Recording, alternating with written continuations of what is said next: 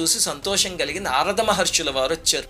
ఆయన్ని చూసి పొంగిపోయి, స్వామి మిమ్మల్ని చూస్తే నారాయణుణ్ణి చూసినట్టుంది, నా అదృష్టం ఈరోజు అన్నాడు.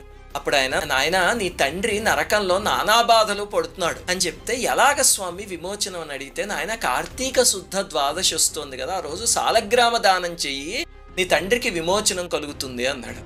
అతను ఆశ్చర్యపడి, మా తండ్రి మరణించినప్పుడు గోదానం, సువర్ణదానం, భూదానం అన్నీ చేశాను, అవేమీ విముక్తి కలిగించలేదు, ఒక రాయి ఇస్తే ఏం విముక్తి కలుగుతుందండి అని చెప్తే మహర్షి నవ్వుకుని వెళ్ళిపోయారు.